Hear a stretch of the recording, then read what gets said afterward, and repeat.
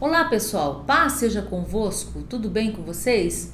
Vamos continuar meditando na palavra do Senhor e continuando aqui com o nosso personagem dessa série, José. É um personagem bastante rico, não é? Um personagem bastante interessante, porque acontecem coisas na vida dele que nos ensinam muito. Cada coisa que aconteceu na vida do José é um ensinamento para a gente poder avaliar a nossa própria vida, avaliar o nosso procedimento, o nosso dia a dia. E é uma coisa bem interessante. Eu vejo a história do José assim como um aprendizado a longo prazo, porque a gente sabe, né, que a história dele mostra que as coisas demoraram anos para acontecer, anos, muito tempo. Ele teve que esperar para que coisas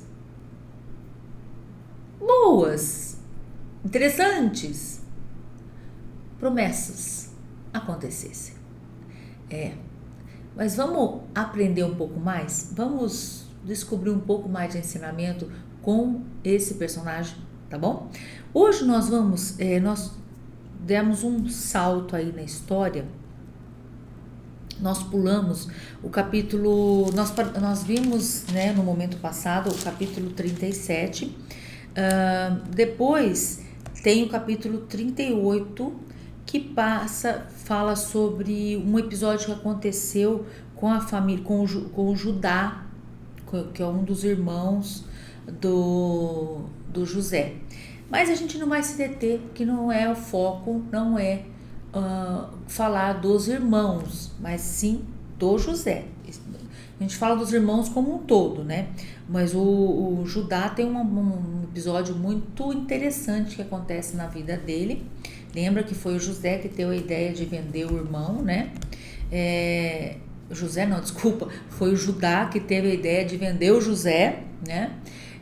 Então vai acontecer umas coisas aqui na vida do Judá realmente muito significativas, mas a gente não vai ler. Eu quero convidar você a ler em casa aí. A gente já vai passar direto para quando volta a história do José, que é o nosso personagem dessa série, tá bom? Se você quiser saber um pouquinho mais sobre o Judá, irmão do José, o que vai acontecer com ele, eu convido você a ler o capítulo 38, que é bastante interessante também.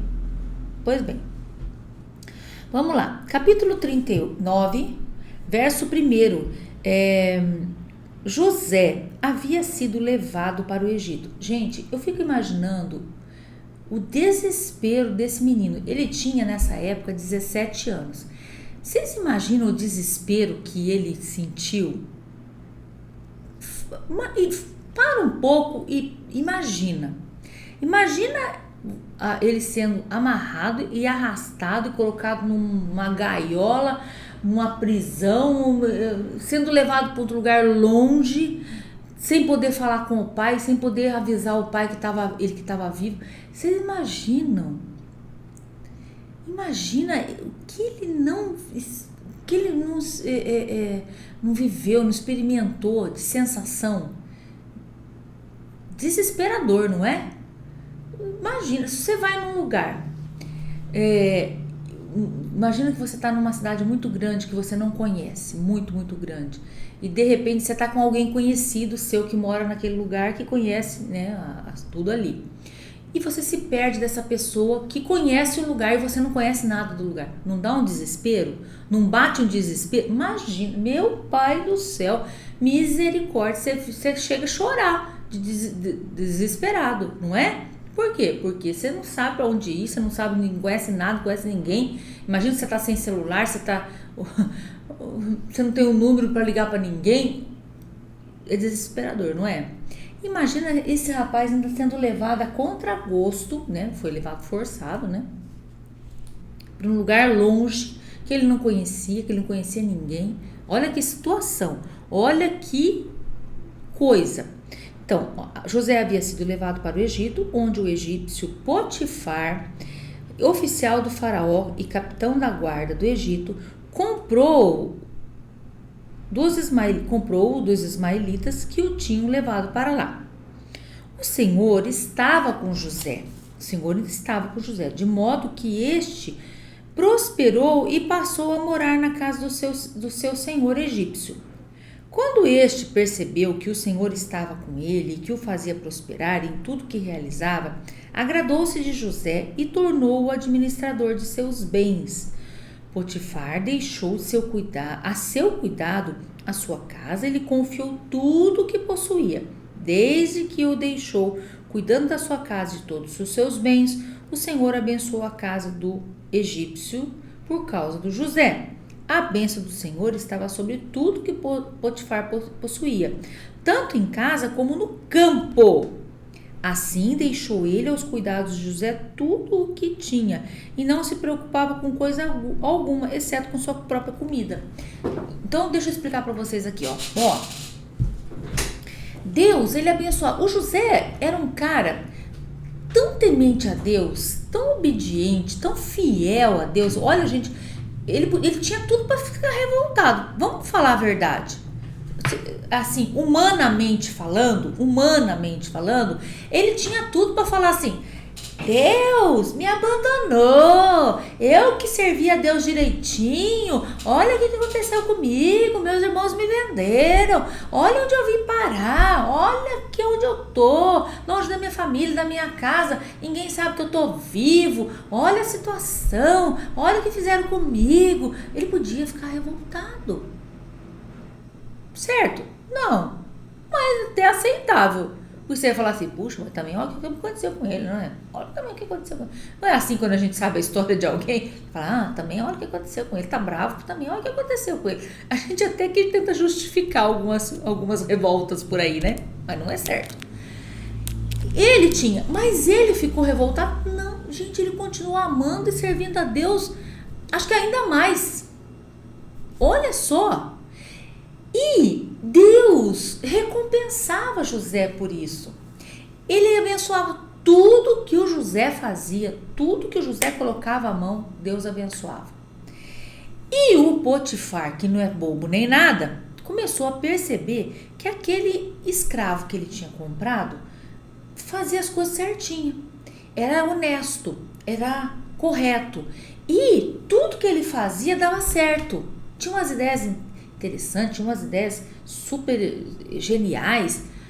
Ele falava assim: puxa, mas esse cara é muito bom, eu vou aproveitar essa esperteza dele, essa inteligência dele. E aí o que o Potifar fez? Foi colocando o José cada vez mais como responsável das coisas. Começou responsável de uma coisa, depois responsável de outra, até que o Potifar falou assim: pronto, José agora é o meu mordomo, vai cuidar de tudo que eu tenho, de tudo, é meu administrador. Você já viu o administrador de fazenda, como é que é? Ele administra tudo, ele cuida de tudo. O administrador de empresa, ele administra tudo, cuida de tudo, não é? Ele vai ser o meu administrador, vai cuidar da minha casa, vai cuidar do meu campo, das minhas terras, dos meus animais, dos meus bens, dos meus negócios. Vai cuidar de tudo que eu tenho. E o Potifar viu que tudo que ele fazia dava certo, ele prosperava e que Deus era com ele. Ele colocou ele como chefe de tudo, então, de administrador de tudo. E aí que o Potifar, né, começou a ficar cada vez melhor na posição. Por quê? Porque começou a ganhar mais dinheiro, começou a ser mais abençoado, foi prosperando, foi enriquecendo, foi tendo só alegria. Foi passando o tempo. Pois bem, aí, com o passar do tempo, quando o José foi trabalhar dentro da casa do Potifar, lá na mansão do Potifar, administrando tudo, cuidando, mandando nos empregados, mandando tudo que comprava, que vendia, nos negócios que fazia, o que ia plantar, o que ia colher, o que ia armazenar, o que ia vender, o que isso, o que aquilo, tudo. A mulher do Potifar, continuando lá, olha o que diz a Bíblia, ó: José era atraente de boa aparência, ele era bonito. Verso 7, e depois de certo tempo, a mulher do seu senhor começou a cobiçá-lo. Ele era um rapaz bonito. Lembra que quando ele chegou, ele foi vendido pelos irmãos, ele tinha 17 anos. 17 anos. Ele foi passando o tempo, né? Ele já foi ficando maiorzinho, já foi ficando mais rapaz, mais moço, mais forte, né? Mais homem. Porque antes ele era mocinho, era um menino, né? Mas ele era bonito e ele foi chamando a atenção. A mulher do Potifar começou a botar o olho no rapaz. E ela começa a cobiçar, a desejá-lo. Ela começa a se sentir atraída por ele. Sabe-se lá o que ela já não fazia ali com a turma, né, gente?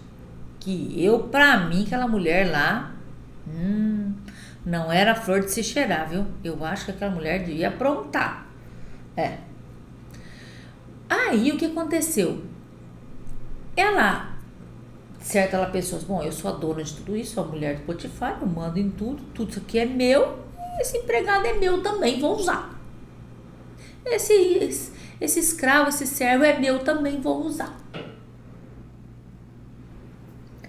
E aí, ela vai e ela joga uma conversa pro José. Ela fala assim, José, escuta aqui, tá bonito hoje, hein? Ó, tá elegante, hein? E ela começou com a conversinha mole. Foi chegando. E o José já achando aquele negócio estranho. Já não tava gostando daquela conversa mais, aquela conversa mole. E ela começou, até que ela foi e ela fala assim, José, venha, deite-se comigo. Ele se recusou. Ele ficou muito bravo. E ele lhe disse, meu senhor não se preocupa com coisa alguma de sua casa. E tudo o que tem deixou aos meus cuidados. Ninguém desta casa está acima de mim. E nada me negou, a não ser a senhora, porque é mulher dele. Como eu poderia, então, cometer algo tão perverso e pecar contra Deus? Assim, embora ela insistisse, pensa na pessoa insistente, insistisse com José, dia após dia, todo santo dia estava a mulher lá, passando a conversa, tentando levar o José na lábia. José, ele se recusava a se deitar com ela e evitava ficar perto dela. Olha que ensinamento que nós temos nesse trechinho aqui. Olha que ensinamento. Pensa que ela foi lá e tentou uma vez só. Imagina, ela ficou... O marido viajava, ela começava a passar. Começava. Ô José, vem cá, José. Ô José, vamos lá, José. Ô José, não sei o quê. Ô José. E ele não. Até que ele falou para ela assim, escuta, eu não posso trair o meu Senhor, eu não posso trair o meu Deus, eu não posso fazer uma injustiça dessa, eu não posso pecar, eu não vou fazer isso. Tudo nessa casa aqui eu tenho direito a mexer, mas uma coisa só a senhora que não, porque a senhora é mulher do meu patrão. Eu não vou fazer um pecado desse, eu não vou fazer uma injustiça dessa. Eu não vou fazer pecado nenhum, eu vou ficar longe.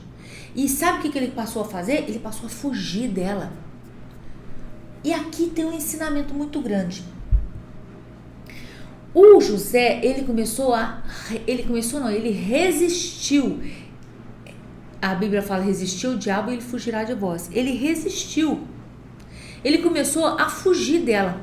Quando ele passava e ele via que ela estava na sala, ele voltava e ia para outro lugar.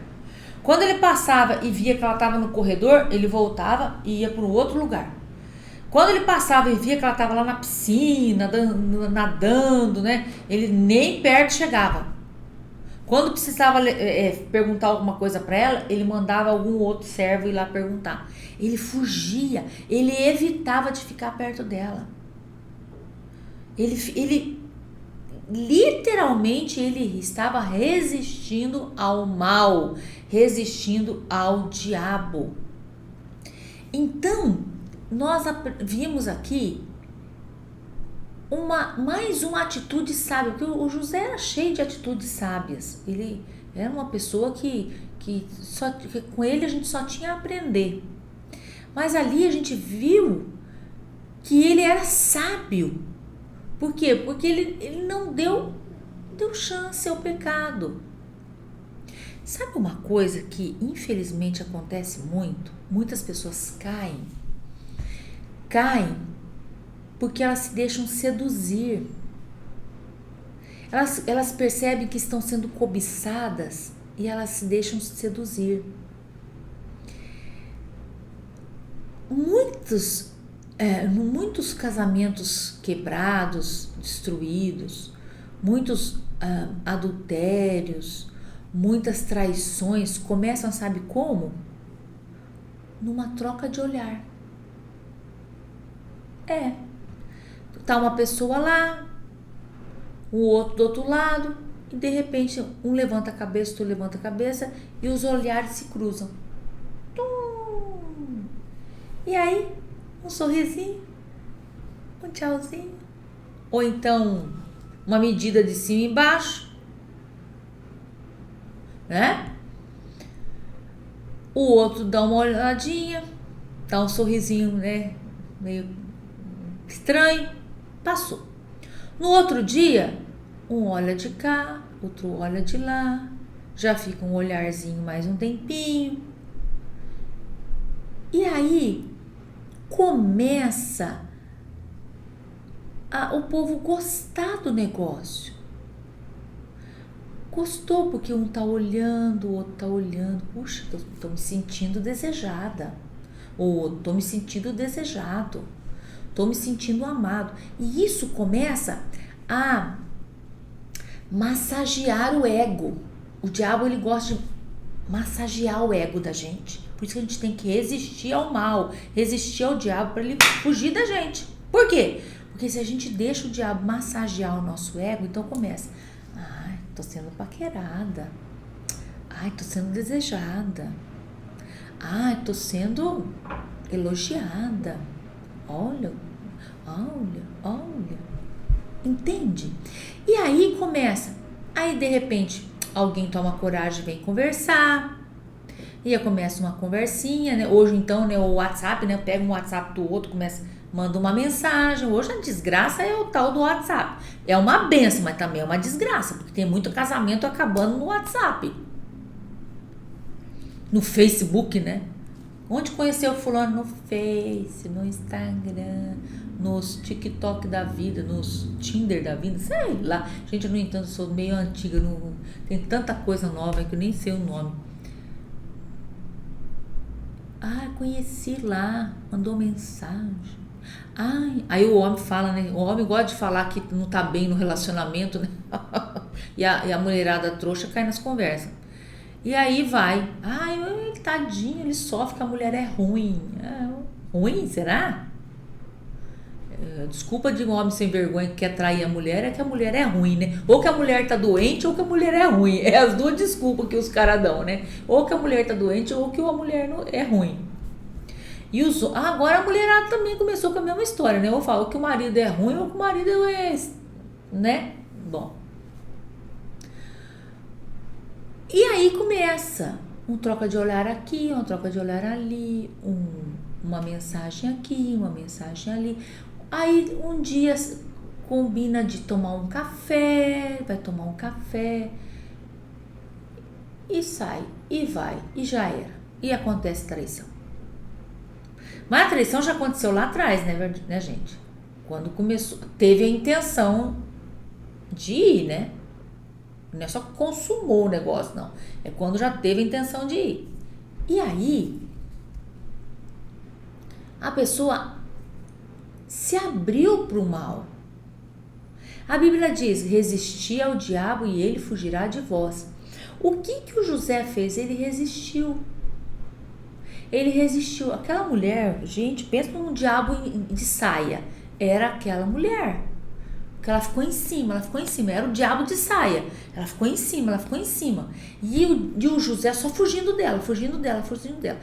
Aí, quando Quando ela percebeu que o José não ia cair na conversa dela, ela não ia poder usá-lo, que a palavra certa era usá-lo, ela queria usá-lo mesmo, né? Quando ela viu que ele não ia dar trela para ela, ele não ia dar confiança para ela, o que ela fez? Ela falou, vou me vingar desse sem vergonha. Sem vergonha para ela, né? Porque ele era muito abençoado, né? O que ele tá pensando para me rejeitar? O que ele tá pensando que ele é para rejeitar eu, a mulher do Potifar, essa deusa em pessoa? Ela se achava, né? A última bolachinha do pacote. A última cereja do bolo. Ela se achava. Quem é ele para me rejeitar? Eu vou me vingar dele. E aí o que ela fez?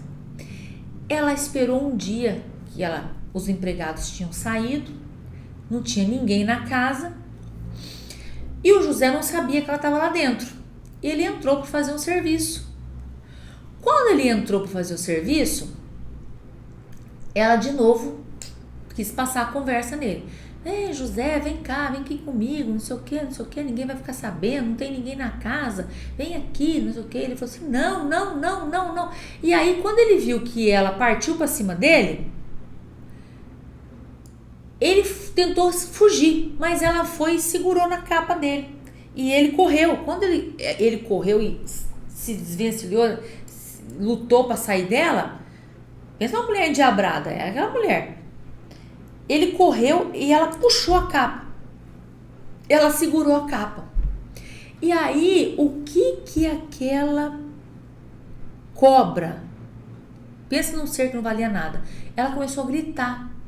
Socorro, socorro, socorro, socorro, olha o que esse homem fez, olha que não sei o que. Começou a gritar. E quem tava fora, porque era grande a mansão, tinha muita coisa e tal, e os empregados que estavam tudo pro lado de fora correram e entraram. E ela falou assim, olha, esse hebreu, ele tentou me atacar, olha o que aconteceu. Aí ela contou um escândalo, ele chorou, se fez de vítima, deram água com açúcar pra ela. Ai, tá passando mal, tá nervosa, tá tremendo. Você já viu gente que faz cena, começa a tremer, passar mal, desmaiar? Ela desmaiou, tremeu, chorou, deram água com açúcar, banaram, levaram pra cama, deitaram, que tava desmaiando. Ai, tentou me atacar, tentou me violentar, né? Mal sabia que era que tava tentando atacar o menino, né?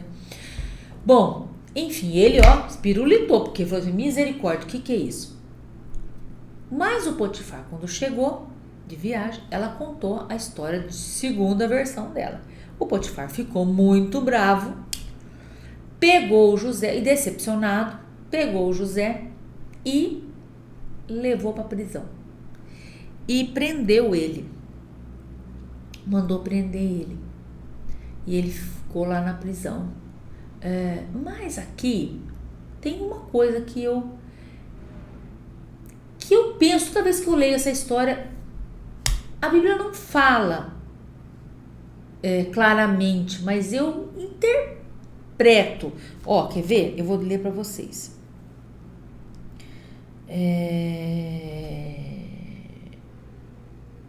Verso 19. Quando o seu senhor observou que a sua mulher lhe disse, foi assim que seu servo me tratou. Ficou indignado. Ele ficou indignado. Agora, Maquiavel não fala se ficou indignado com ela ou com José, né? Bom, tudo bem. Mandou buscar José e o lançou na prisão em que eram postos os prisioneiros do rei. Veja bem, ele não colocou aqui que tal, porém. Primeiro, ele não matou o José. Gente, naquela época, os senhores, os donos dos escravos, matavam os escravos assim como se matam a barata. Derramou café na mesa, morreu. Era assim. Eu assisti um filme uma vez, da Segunda Guerra, que falava de um dos líderes alemães, durante a Segunda Guerra nazista, que o cara era assim, ruim, era um diabo em pessoa e era endemoniado aquele bicho. E eu vi uma cena onde o menino não consegue, o rapazinho não consegue desencardir a banheira dele, e esfrega, mas era uma banheira antiga, tal, não consegue desencardir, ele pega e atira e mata, assim, pá, pá. Ele se manda embora, quando o menino sai correndo, ele vai na janela e atira e mata o menino correndo, o rapazinho correndo. É uma cena fortíssima. Matava assim, como se estivesse matando uma barata repugnante. E nessa época aqui também era desse jeito. Eles matavam com qualquer coisa. Então, ele podia ter matado. Ele podia ter acabado com a vida do José ali. Você tentou agarrar minha esposa? Vou matar você. Pá. Enfiava a espada e acabou. Não. Ele mandou prender numa prisão especial. Não era a prisão lá do povão, não, que quebrava pedra, não. Era numa cela especial onde ficavam os prisioneiros do rei. Quem que era prisioneiro de rei? Prisioneiro de rei tinha até rei. Um rei, quando brigava com o outro, todo mundo ia aprender. Entendeu? Então não era uma prisão especial, gente. Não era uma prisão chique, vamos dizer assim, mas era prisão, né? Era todo mundo que trabalhava no palácio, alguém que fazia alguma coisa errada que ia pra lá, alguém que, entendeu? Então eu vejo aqui, primeiro, o cuidado de Deus com a vida do José, porque Deus tinha planos na vida do José. Deus tinha planos na vida dele e não ia deixar os planos morrerem. E segundo, que eu penso cá pra mim, ninguém tira isso da minha cabeça, que o Potifar tinha uma pulguinha atrás da orelha com aquela mulher. Eu acho que ele suspeitava de alguma coisa, mas ele, como que tinha que lavar a honra, alguma coisa ele tinha que fazer, não é? Então o que ele fez? De tudo o menor, ele prendeu o José. E o José foi parar na prisão e o Potifar ficou lá com aquele abacaxi, né? Porque agora tinha que arrumar um novo administrador que não era tão abençoado, não era abençoado como o José. Tava com a mulher, sabe-se lá o que essa mulher fazia, né? E o Potifar com a galhada crescendo.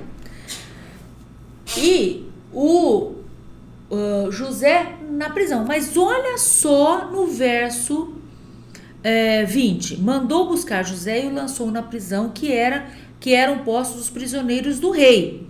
Mas o Senhor estava com ele e o tratou com bondade, concedendo-lhe a simpatia do carcereiro. Por isso o carcereiro encarregou José de todas os que estavam na prisão. E ele, José, se tornou responsável por tudo que havia lá e por tudo que sucedia. O carcereiro não se preocupava com nada. Oh, gente, isso é incrível. Não se preocupava com nada do que estava a cargo de José, porque o Senhor estava com José e lhe concedia bom êxito em tudo que realizava. Olha que coisa maravilhosa. Deus abençoava tudo que o José botava a mão, Deus prosperava. Deus abençoava. Olha, gente, olha, é fantástico. Olha o que diz aqui, ó. O José, ele resistiu, tudo bem que ele sofreu a consequência dessa resistência, mas ó, em Tiago 4:7 diz: portanto, submetam-se a Deus, resistam ao diabo e ele fugirá de vós. Ele resistiu. Aí você vai falar assim: mas a mulher armou uma cilada para ele e prejudicou ele. Sim, armou, mas ele se deixou vencer? Não, ele continuou firme e Deus ainda continuou abençoando ele, porque ele foi para a prisão e lá na prisão ele continuou sendo abençoado, porque ele passou a ser o administrador da prisão e tudo que ele fazia prosperava dentro da prisão. Olha que coisa fantástica. E aí, em Apocalipse, capítulo 2, verso 10, diz assim: não temas o que há de padecer, eis que o diabo está para lançar alguns de vós na prisão, para que sejais provados e tereis perseguição. Seja fiel até a morte e dar-te-ei a coroa da vida. E o que a gente termina essa palavra falando? José na prisão também fez a diferença. Ele resistiu ao mal. Quando ele foi penalizado, porque o diabo tenta nos penalizar, ele ficou firme e Deus abençoou ele mesmo lá na prisão. Então, o que eu digo para você hoje? Será que você é capaz de resistir ao mal, mesmo sendo penalizado? mesmo sofrendo algum prejuízo, você fala, não posso levar prejuízo, eu tenho que ceder ao pecado. Não, a Bíblia diz não ceda ao pecado, não ceda ao pecado, resistir ao mal, mesmo que você seja prejudicado por isso. Olha, isso é sério, gente. Mesmo que você seja prejudicado por fazer o bem, continue fazendo o bem. Entende? Onde José estava, Deus prosperava. Por quê? Porque ele era fiel e ele aceitou. Ele falou, eu vou para a prisão? Vou para a prisão, mas não vou aceitar o mal, não vou aceitar o pecado, não vou aceitar o diabo mandando na minha vida. Eu vou resistir ao mal. E assim, resistindo ao mal, Deus abençoou a vida dele. Na casa do Potifar, na prisão e em muitos outros momentos. Que história, hein? Que ensinamento.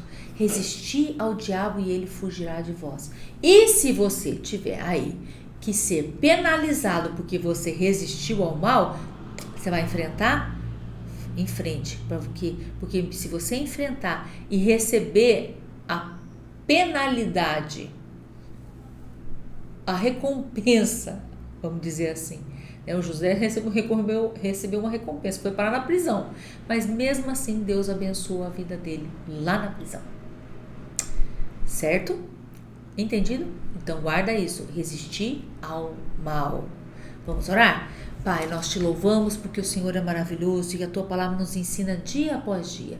Nos ajude, Senhor Deus, a resistir ao mal, resistir no dia mal. Senhor Deus, mesmo que às vezes possamos ter que enfrentar dificuldades e penalidades, mas nos ajude, Senhor Deus, a ficar firme e assim desfrutar da tua bênção, da tua direção e a tua guarda para as nossas vidas, no nome de Jesus. Amém. Deus abençoe, até a próxima, vamos continuar com assuntos maravilhosos, tá bom? Deus abençoe, beijo a todos!